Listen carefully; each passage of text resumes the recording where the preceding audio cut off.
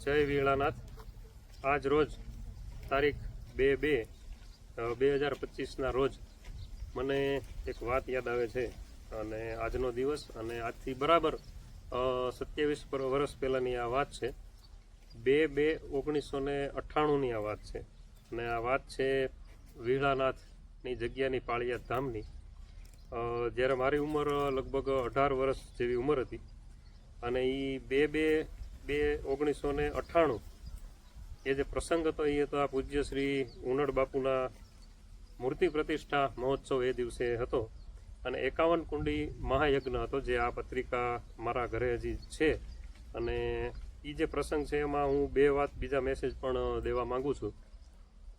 એ જે સમય હતો ને જે પાળિયાદ વીણાનાથની જગ્યામાં જે સમૈયાનું આયોજન પૂજ્ય શ્રી અમરા બાપુએ ત્યારે એ સમયે કરેલું, ત્યારે લગભગ સમગ્ર ગુજરાતભરમાંથી કાઠી સમાજના ભાઈઓ તો એ પ્રસંગમાં ગયા જ હશે। ત્યારે એ સિવાયના અન્ય સમાજ પણ 18 વરણ એ પ્રસંગને માણ્યો હતો અને એ સમયો જે છે એનું બહુ ખૂબ સરસ મજાનું બાપાશ્રીએ આયોજન કરેલું અને અમરા બાપુએ ત્યારે એ સમયમાં ખૂબ મોટા મોટા સંતો અને કથાકારો અને જગતગુરુ શંકરાચાર્ય એ બધાને આમંત્રિત ત્યારે કરેલા અને અમારા ઘરેથી 2 તારીખે એ સમયો શરૂ થતો હતો ત્યારે ઘરના બધા સભ્યો અને મારા જે મામાના દીકરા છે હરેશભાઈ એ પણ એ સમયના સાક્ષી છે। હું આજે વાત કરું છું એ બધી વાત પાકી, એટલે કે એ સમયની મને પાકી યાદ છે। અત્યારે એ હરેશભાઈ પણ એ સમય એમાં ગયેલા અને ત્યારે અમે મળેલા ત્યારે એવી વાત થઈ હતી કે હું આજે 2 તારીખે પાળિયાદ જવાનો છું તો તમે કાલે આવજો। એટલે મારા ઘરેથી તો બધા સભ્યો ઓલરેડી પાળિયાદ અગાઉ ગયેલા, ત્યારે 2 તારીખ પહેલાં 1લી તારીખથી વયા ગયેલા અને ત્યારે આજે અત્યારના યુવાનોને છે એને પણ એક મેસેજ ત્યારે દેવા માંગુ કે ત્યારે એ પરિસ્થિતિ બધી કેવી હતી કે ત્યારે કે મોબાઈલનો યુઝ મોબાઈલ જ નહોતા ત્યારે, એટલે કેવી રીતે સંપર્ક કરીને જવું કેવી રીતે નહીં, એવી 18-19 વર્ષની જે ઉંમર હોય ત્યારે કંઈ જલ્દી કોઈ ત્યારે એ સમયમાં બહાર ન નીકળતા। અત્યારના જે હવે યુવાનો જે છે એ તો ઘણા નાની ઉંમરથી પણ બહાર જતા હોય છે, એ પોતાની રીતના ટ્રાવેલિંગ કરતા હોય છે। પછી વાત આવી ત્રીજે દિવસે કે ભાઈ હું એક બાકી રહી ગયો એટલે મારે પણ પાળિયાદ જવું છે અને સમયમાં સંતોના દર્શન કરવા છે ને આપણે એ પ્રસંગ માણવો છે।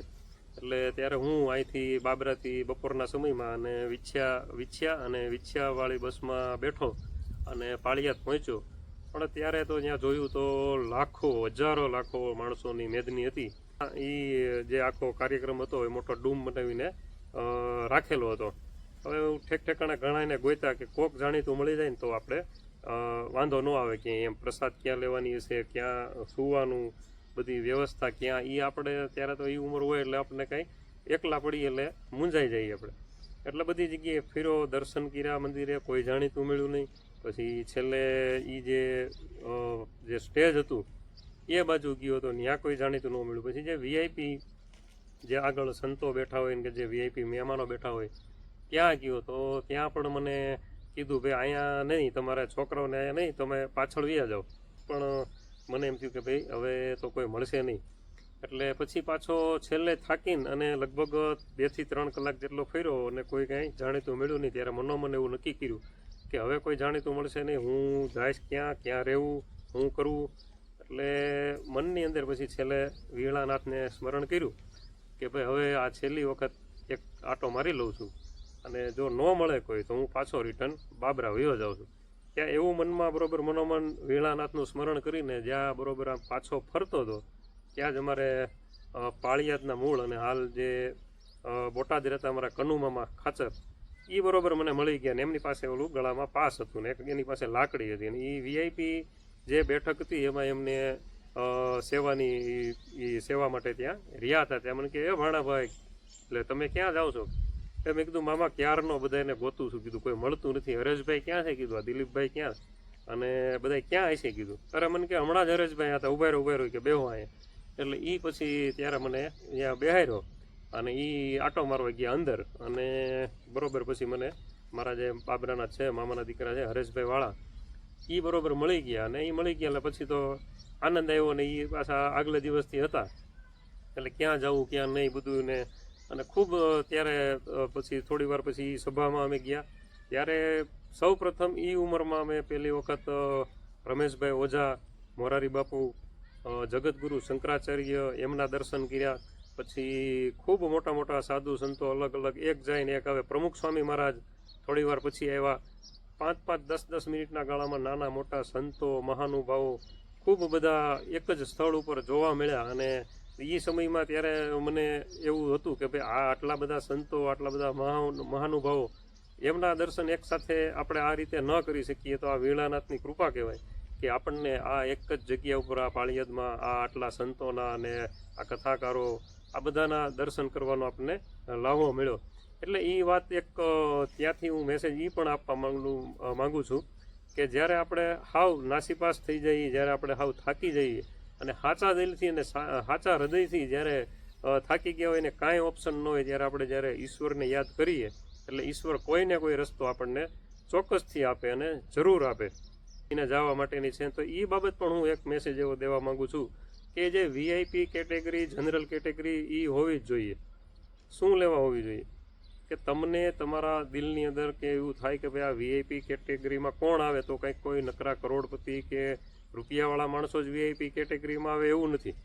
તમે જો સારા કાર્ય કરો છો, તમે સામાજિક સારા કાર્ય કરો છો, કે તમે તમારું રાજકીય રીતે કોઈ પદ કે હોદ્દો મેળવેલો છે, કે અથવા તમે કોઈ સારા સ્થાન ઉપર બિરાજમાન છો, કે સારા કાર્યો પણ કરો છો, તમે કોઈ સામાજિક કાર્યો કરો છો, સેવાકીય પ્રવૃત્તિ કરો છો, ભલે તમારી પાસે રૂપિયા નથી, કરોડપતિ નથી, પણ તમે તમારા સારા કાર્યો કરો છો કે આ સાધુ સંતોને પણ વીઆઈપી સ્થાન મળે છે, સારા રાજકીય લોકોને પણ વીઆઈપી સ્થાન મળે છે. પોતાના સમાજમાં એક આગવું સ્થાન ધરાવ્યું હોય તમે તો પણ તમને વીઆઈપી સ્થાન મળે છે. એ કેટેગરી હોવી જ જોઈએ. તો તમને જ્યારે તમે એવી જગ્યા ઉપર જશો ત્યારે તમને એવો અહેસાસ થાય કે મેં મારા જીવનમાં શું કર્યું કે શું નહીં, કે મને આ સ્થાન મળવું જોઈએ. તો કેવી રીતે મળે, તો તમને દિલની અંદર કંઈક જીવનમાં કરવાની ભાવના જાગશે.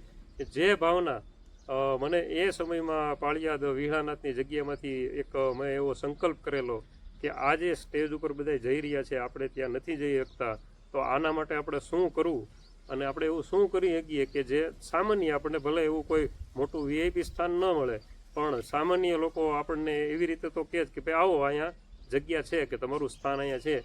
આજે વીણાનાથની દયાથી એટલું સ્થાન આપણે વીણાનાથની કૃપાથી પામ્યા છીએ. એ વીણાનાથની કૃપા છે અને સૂરજનારાયણની કૃપા હું માનું છું કે એ છે કે આપણે આપણા જીવનમાં એવું સ્થાન તો પામવું જોઈએ કે એટલું જીવનમાં જો આપણે સ્થાન ન પામીએ તો આપણું જીવન, હું એમ કહું છું કે સાર્થક નથી.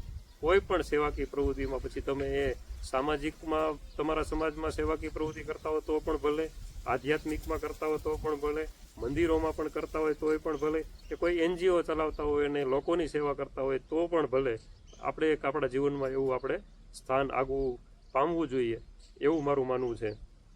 અને આજે પણ પાળિયાદ જગ્યાના લાખો અને હજારો લાખો સેવકો છે કે જે મને એવા પણ અનુભવ છે કે રોકડીયા ઠાકર કહેવાય છે કે તમે તમારા જીવનમાં કોઈ સંકલ્પ કર્યો હોય, અમે અમારા મિત્રો વર્તુળમાં સગાવાલામાં એવા દાખલા ઘણા જોયેલા છે કે નાની મોટી માનતાઓ કરેલી હોય અને એ રોકડીયો ઠાકર જે છે એ માનતા પૂરી કરે જ છે. અને આજે પણ વર્ષોથી ઘણા 12 વર્ષ, 15 વર્ષ, 20 વર્ષથી પાળિયાદ જગ્યામાં અમાસ ભરવા જાય છે. એ ક્યારે જાય છે? એની શ્રદ્ધા કે એને એ રોકડીયા ઠાકરે જ્યારે એને જે માંગ્યું એ આપ્યું છે ત્યારે જતા હશે. અને ક્યારેક એવો પણ અનુભવ કરેલો છે કે મંદિર અંદરથી બંધ હોય ને રોડે તમે નીકળ્યા હોય ને તમે જો પાળિયાદ જગ્યાની ધજાના દર્શન ખાલી કરી લ્યો ને તો એ પણ દિવસ આપણો સુધરી જાય છે. અને ધજાના દર્શન કરવા એ પણ ખૂબ મહત્વનું છે કે જ્યારે આપણે મંદિરમાં ન જઈ શક્યા અને રોડ ઉપરથી આપણે પસાર થઈએ છીએ ત્યારે ચોક્કસથી એકવાર મંદિરના જે ગુંબટની ઉપરની જે ધજા છે એના ધજાના પણ આપણે દર્શન કરવા જોઈએ. એ પણ મેસેજ હું અહીંયા દેવા માગું છું. અને એક ત્રીજો મેસેજ, કોઈ પણ ધાર્મિક સ્થાન છે કે ધાર્મિક જગ્યા છે, કોઈ પણ સામાન્ય નાનું એવું મંદિર છે અને ત્યાં સાધુ સંત છે અને સાધુ સંત જો અન્નક્ષેત્ર ચલાવે છે અથવા તો ખાલી એક ગાય પણ રાખે છે કે 100 ગાય રાખે કે 500 ગાય રાખતા હોય, જે જગ્યા ઉપર એક પણ ગાય રાખે છે એ સાધુ સંત કે અથવા તો એ મંદિરવાળા, તો ત્યાં તમે ચા પણ પીધી હોય તો ફૂલની પાખડી યથાશક્તિ પ્રમાણે તમારે ત્યાં સામાન્ય 10 રૂપિયા પણ ધરીને આવવા જોઈએ. અને જો તમે ત્યાં પ્રસાદ લીધો છે તો આપણે આપણી યથાશક્તિ પ્રમાણે 10 રૂપિયા, 20 રૂપિયા, 50, 100 કે જેવી યથાશક્તિ, જેવા પ્રકારના કેપેસિટીવાળો વ્યક્તિ, એ પ્રકારેનું કોઈ પણ મંદિરની હું વાત કરું છું, કોઈ પણ ધર્મની હું વાત કરું છું. કોઈ પણ ધર્મમાં આપણે પાણી પણ પીધું હોય કે ચા પીધી હોય કે આપણે પ્રસાદ લીધો હોય તો તો કોઈ દિવસ ખાલી હાથે એમનેમ ન આવવું જોઈએ અને આપણી યથાશક્તિ પ્રમાણે પેટીમાં કે મંદિરમાં આપણે એ પૈસા કે આપણા જે અનુદાન છે એ આપણે ધરવું જોઈએ. એ શું લેવા ધરવું જોઈએ એ હું તમને સમજાવું. એ જે કહે છે ને કે જે પંચનો પૈસો, એ પંચ એટલે કે જે આ જે જગ્યાઓ, જે દેહણ જગ્યાઓ છે કે જે મંદિરો છે ત્યાં પંચકરણીનો જે પૈસો કહેવાય છે કે જે આવતો હોય છે કે બધા લોકો શ્રદ્ધાથી પોતે ત્યાં મંદિરના વિકાસમાં, મંદિરના ઉત્થાનમાં અને ધર્મમાં, ગાયો માટે ત્યાં પૈસા ધરતા હોય છે. અને એનો જે પૈસા છે એનો ઉપયોગ જે છે ધર્મ માટે અને મંદિર માટે અને ગાયો માટે પૈસાનો ઉપયોગ થતો હોય છે.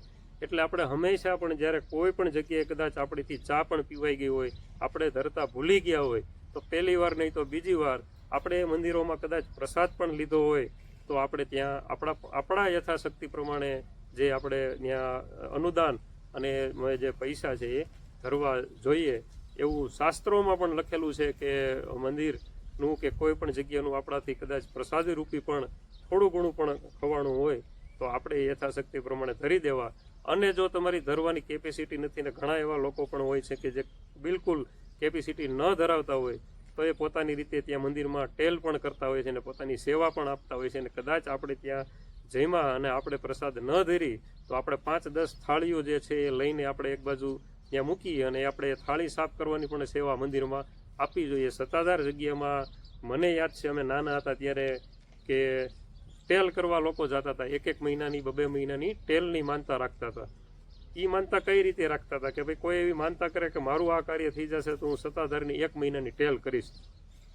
ત્યાં એને રહેવા માટેની સુવિધા મળતી, 2 ટાઈમ એમને જમવા માટેનું ભોજન પ્રસાદ મળતો હતો. અને જગ્યામાં ટેલ એટલે કે પીરસવાનું કાર્ય હોય કે વાસણ સાફ કરવા, ઉટકવા કે પછી સાફ સફાઈ કરવી, એવી ટેલ પણ મંદિરમાં જગ્યાઓમાં રાખતા હતા. અને આજે પણ મંદિરોમાં ને જગ્યાઓમાં એવી ટેલ રાખે છે. પાળિયાદ જગ્યામાં સત્તાધાર હોય કે કોઈ પણ દેહણ જગ્યા હોય, ચલાણા હોય, ઘણી મોટી મોટી જગ્યાઓ છે. સુરત દેવળ હોય, સુરત દેવળ પણ એક બીજો મેસેજ દેવા હું માગું છું કે સુરત દેવળની જગ્યા પણ એવી છે કે જ્યાં રાતે દૂધેવાળું કરાવે છે. પાળિયાદ જગ્યા પણ એવી છે કે રાતે દૂધેવાળું કરાવે છે. કદાચ ગમે એટલા લોકો આવ્યા હોય, મોટી બસ ભરીને કદાચ શ્રદ્ધાળુ આવ્યા હોય તો આપણી આ કાઠિયાવાડની એવી દેહણ જગ્યાઓ છે કે ત્યાંથી કોઈ દિવસ શ્રદ્ધાળુઓ જે છે એ કોઈ દિવસ નારાજ થઈને નથી જતા. એ તો ઠીક છે, દેવના દર્શન તો કરે જ છે, પણ સાથે સાથે પ્રસાદનો લાભ પણ મળે છે. અને કોઈ દિવસ કોઈનો ત્યાં એવો જવાબ ન મળે કે ભાઈ અત્યારે પ્રસાદનો સમય પૂરો થઈ ગયો છે. આપણે નામ કોઈનું નથી લેતા, પણ ઘણા ધર્મમાં અને ઘણી જગ્યાએ એવું હોય છે કે તમે એ સમય ચૂક્યા 8 પછી તમને પ્રસાદ ન મળે અને એમ કે ભાઈ પ્રસાદ નથી. પણ આ જે દેહણ જગ્યા, જે કાઠિયાવાડોની જે દેહણ જગ્યાઓ છે જ્યાં તમને કોઈ દિવસ રોટલામાં કોઈ દિવસ મોળો હોકારો નહીં હોય અને તમને ગમે ત્યારે ત્યાં પ્રસાદ મળશે. આ હું જે 2 વાત કહેવા જે માંગતો હતો કે પાળિયાદ વિહળાનાથની જગ્યા અને આજનો જે દિવસ આ જે છે 2/2/2025 જે ચાલે છે, તો મને એ દિવસ આજથી જે 28 વર્ષ આજે એ દિવસને થઈ ગયા કે જે ઉનડ બાપુની મૂર્તિ પ્રતિષ્ઠા મહોત્સવ હતો, એ દિવસ મને યાદ આવ્યો. ત્યારે મેં એવો સંકલ્પ લીધેલો કે જીવનમાં કાંઈ એવું તો કાર્ય આપણે કરવું કે જેનાથી 5 લોકો તમને એવું કે ભાઈ નાના આ તમે ખૂબ સારા કાર્ય કરો છો. કે ચાલો વીઆઈપી કેટેગરીનો જે તફાવત છે ને જે હરખ ધોખો કરે છે કે ભાઈ અમને વીઆઈપી કેટેગરીમાં નથી, એના માટે આ વાત છે કે તમે જીવનમાં એવું તમારું સ્થાન તમે બનાવો તો તમને ઓટોમેટિક વીઆઈપી કેટેગરીમાં પણ તમને ત્યાં સ્થાન મળે. અથવા ઘણા લોકો એવા પણ મેં જોયા છે કે મંદિરોમાં જમવાની લાઈન હોય તો એક રસોડું જે છે એ જનરલ હોય ને એક રસોડું જે છે એ વીઆઈપી હોય. તો એવા પણ કહેતા સાંભળેલા છે કે ભાઈ અહીંયા વીઆઈપી છે ને અહીંયા જનરલ. પણ એના મારે કોઈ જગ્યા ઉપર જવું છે ને 2 ટાઈમનો પ્રસાદ ભોજન લેવો છે ને મારે 10 રૂપિયાની નોટે ધરવી નથી, તો એ જગ્યાનું સંચાલન કોઈ એમનેમ ન ચાલતું હોય. એ જગ્યાઓનું જે મોટા મોટા મંદિરો કે મોટી મોટી જગ્યાઓ હોય, કેટલા માણસો પગારદાર તરીકે રાખેલા હોય, ગૌશાળાઓ હોય, મંદિરોના મેનેજમેન્ટ હોય, હજારો લાખો રૂપિયાના ખર્ચ મહિનાના આવતા હોય. ત્યારે જે વીઆઈપીમાં જે લોકો આવતા હોય છે કે જે વેપારીઓ આવતા હોય છે એના માટે થોડી સુવિધા સારી રાખવી જ પડે. કોઈ પણ મંદિરવાળાને રાખવી પડે તો એને પણ વીઆઈપી સુવિધા આપવી જ પડે. એ જનરલમાં પણ બેસી જાય. એ જે લાખો કરોડો રૂપિયાનું દાન દેવાવાળા હોય એ પણ કોઈ એવા અભિમાની ન હોય કે અમે વીઆઈપી સિવાય ન બેસીએ. પણ એવો વિવેક અને એ જે મંદિરના જે સંચાલકો હોય છે એમની એવી ફરજ બની જતી હોય છે અને એવો વિવેક એનામાં પણ હોવો જોઈએ કે લોકો એ કેટેગરીમાંથી આવે છે કે ભાઈ આજે કોઈ મોટી મોટી કંપનીવાળા છે કે મોટા કોઈ રાજનેતા છે તો એ પોતાની એક આગવું સ્થાન ધરાવતા હોય તો એને એ સુવિધા આપવી જ પડે. એમાં પણ મંદિર બાબત કોઈ દિવસ કોઈ જગ્યાઓ બાબત કોઈ પણ પ્રકારનો આપણે એવો મનમાં રંજ ન રાખવો જોઈએ કે આપણે આ જગ્યા ઉપર આપણને આ સુવિધા મળી કે ન મળી. અને આપણે કદાચ કોઈ જગ્યા ઉપર ગયા પણ હોય તો કોઈ દિવસ આપણે એવી ગણતરી નહીં રાખવાની કે મને આ સુવિધા મળી કે આ સુવિધા ન મળી. કોઈ પણ જગ્યાએ અમે મંદિરમાં જઈએ, દર્શન કરીએ, તો ત્યાં ચા પીએ, આપણે પૂછીએ આપણી રીતના કે ભાઈ શું સુવિધા છે કે શું નથી. તો આપણે કદાચ રોકાવાનું થયું હોય તો આપણે જે પરિસ્થિતિ હોય એ પરિસ્થિતિમાં ત્યાં રોકાવું જોઈએ. અને આપણે કોઈ પણ જગ્યાની કોઈ દિવસ ક્યાંય ભૂલથી ટીકા કરી તો ખૂબ મોટા પાપમાં પડીએ. કોઈ દિવસ કોઈ પણ જગ્યા હોય, કોઈ પણ દેવસ્થાન હોય, ગુજરાતનું કે ભારતનું, એની આપણે ટીકા ન કરવી જોઈએ. અને ફરીવાર હું તમને જણાવું છું કે આજે જે આ તારીખ 2/2/2025નો દિવસ અને આ વિડીયોના માધ્યમથી મારે જે અમુક મેસેજ આપવા હતા, મારા એ સમયના જે અમારા નાનપણનો જે સમયનો અનુભવ હતો કે આપણે જ્યારે હાવ થાકી જઈએ ને છેલ્લે, ત્યારે કુદરત, ત્યારે કોઈ સાંભળવાવાળું ન હોય, આપણી પાસે કોઈ ઓપ્શન ન હોય, ત્યારે છેલ્લે કુદરત તો તમને સાંભળવાવાળો છે જ. એકવાર સાચા હૃદયથી તમે એને યાદ કરજો એટલે જરૂર ચોક્કસથી તમારો અવાજ સાંભળશે. બસ મારે આ જ વાત અને આટલો મેસેજ આપવો હતો. જય વીણાનાથ, જય સુરજનારાયણ.